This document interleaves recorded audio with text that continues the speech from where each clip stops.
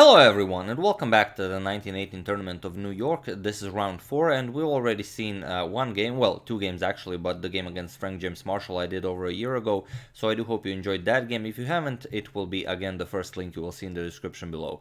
In the previous game, Capablanca defeated Morrison, and the game against Roy Turnbull Black was drawn in round 2. So this is Capablanca goes into round 4 with 2 wins and 1 draw.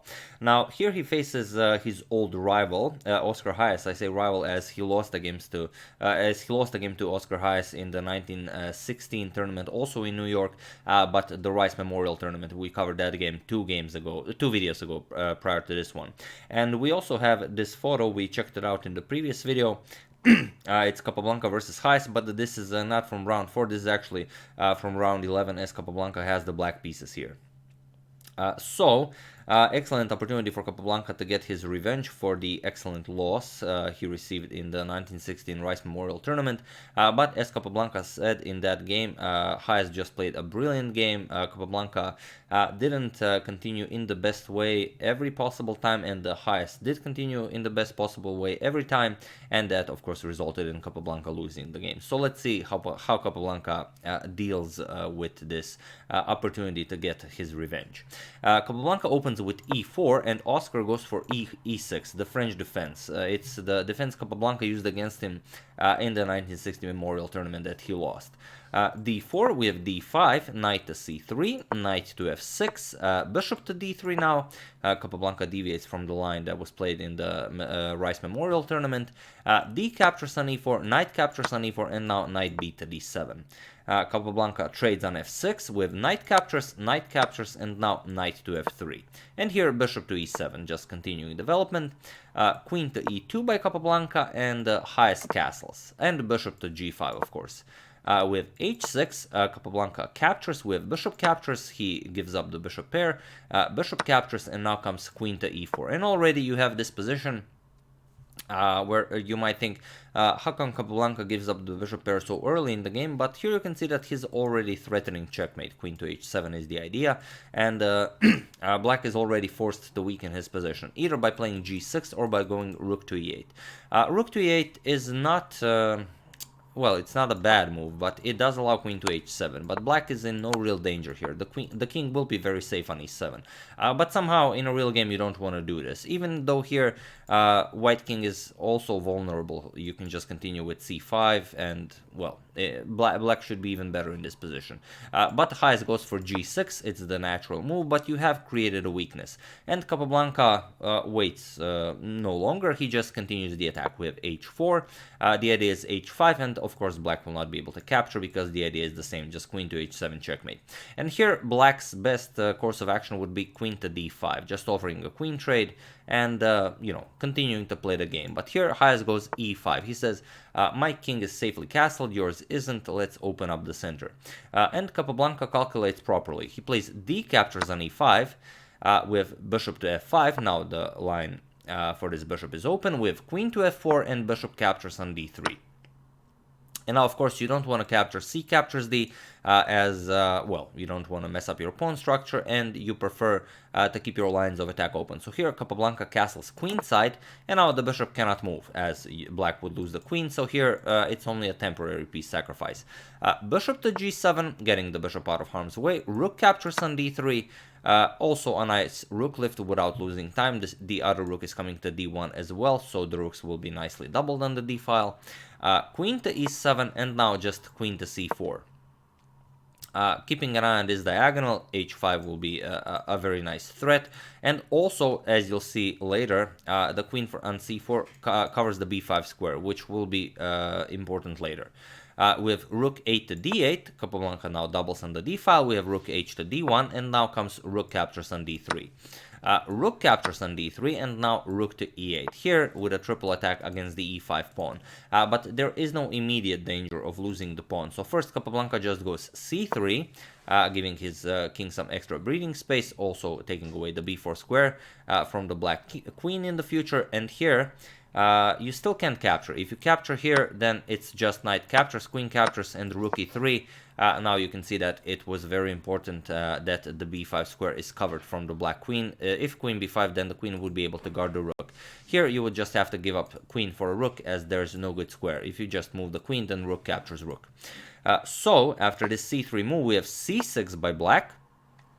And now just rook to e3. Capablanca increases the defense now of the e5 pawn, so there is no immediate threat of capturing it. And with the c6 move, black also covers the b5 square, so his king would have a retreat after the given line.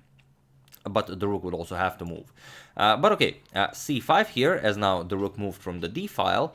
There's no more pressure of winning the e5 pawn, and now comes king to c2. Here Capablanca will play g4, and he will transfer his king all the way to the king side. With b6 by black, strengthening this c5 pawn. With a4, and now comes queen to d7. We have rook to d3 now, forcing the queen to move back, queen to c8, and now comes queen to e4. And the queen just moves back. We have queen to e6. Now comes rook to d5, again with a triple defense of the e5 pawn, and king to f8. You can see that black doesn't really have a better option. The queen side is pretty much closed. You don't really have any good play on the queen side as black, nor do you want to move your pawns on the king side as black, and there's really not much to do in the center. So black will just have to wait and see what Capablanca does. We have king to f8. Now comes c4, just strengthening, cementing that rook on d5, also preventing any a6, b5 action. We have king to g8, just repeating, and b3 now. We have king back to f8, and now Capablanca transfers his king over to the king side. We have king to d3, now comes king to g8, and rook to d6, pushing the queen back. We have queen to c8, and now Capablanca repeats, rook to d5, seeing if black will repeat with queen to e6. If black repeats queen to e6, then Capablanca will look for a different plan.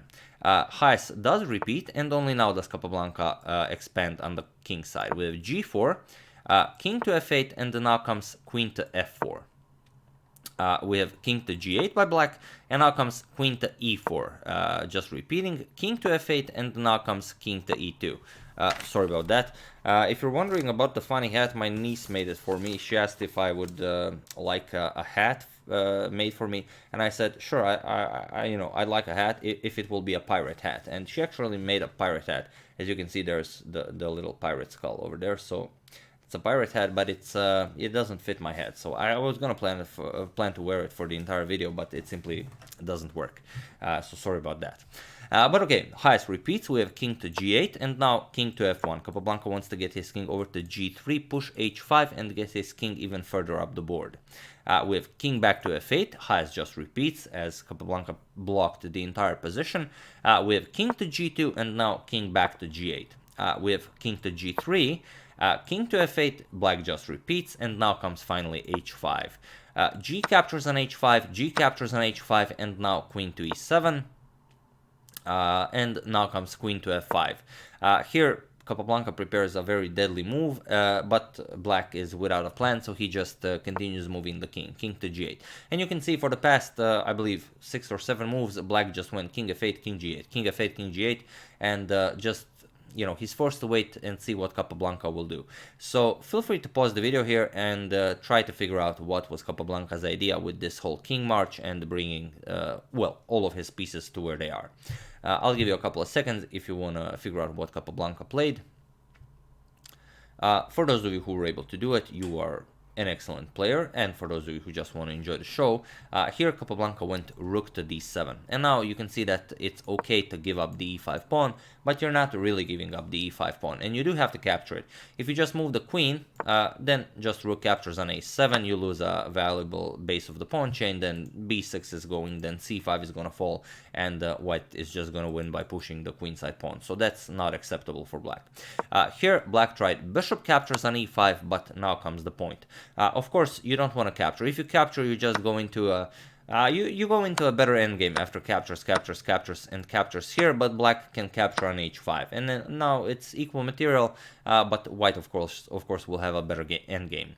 But Capablanca had an even better idea. He just played king to g4, and now you do have to play something with the queen. If you move the queen, let's say to f8, then you lose the knight. Just bishop captures, and you're down a piece. So not an option. Chajes went queen to f6, defending the bishop, but now comes the real problem. Knight captures on e5. And here, you don't really have a good response. Here, if you capture the knight, let's say you go queen captures on e5, just queen captures on f7, check. King moves and queen to h7 will be checkmate. So this is not possible. On the other hand, if rook captures on e5, the queen is no longer guarded. The bishop on e5 was protecting the queen. So just queen captures queen. You're down a queen. You're going to get checkmated very soon.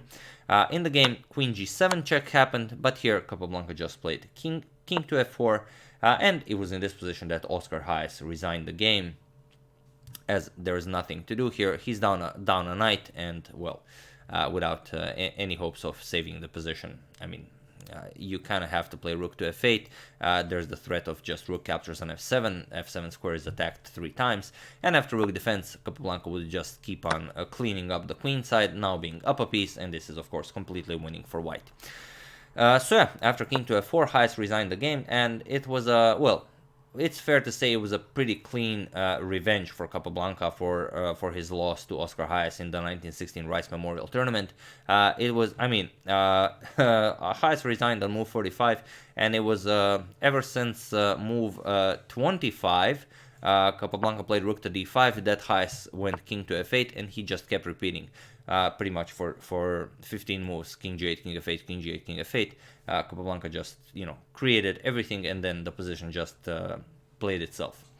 So, an excellent game by Capablanca, and really a worthy revenge on his part. So this is round 4. Capablanca is now 3 wins and 1 draw, and the tournament is only gonna keep getting better. So if you haven't seen it, do check out Capablanca versus Marshall from round 1. I did do that video a year ago. I know my videos were only at 30 frames per second back then, but we still have to watch them. So do check it out. It will be the first link in the description below if you haven't seen it, and if you haven't seen Capablanca versus Oscar Chajes in the 1916 Rice Memorial Tournament, do check it out. It will be the second link in the description below. So do check it out. But yeah, that's the game. I do hope you enjoyed it. I would like to thank Roman Finta, Francois Ion, Dave Gallian, Dame Plitvarec, and Christopher Brown for your contribution to my channel. Thank you a lot. I really appreciate it. As usual, you can check 2 of my previous videos here. Thank you all for watching, and I will see you soon. Continuing the 1918 Tournament of New York, featuring Capablanca, checking up on your suggestions, and just seeing if anything important happens in the chess world. For the end of this video, do check out the pirate hat. Once again, there you have it. Just a very nice pirate hat. And yeah, thank you all for watching. I will see you soon, and have an excellent rest of your day.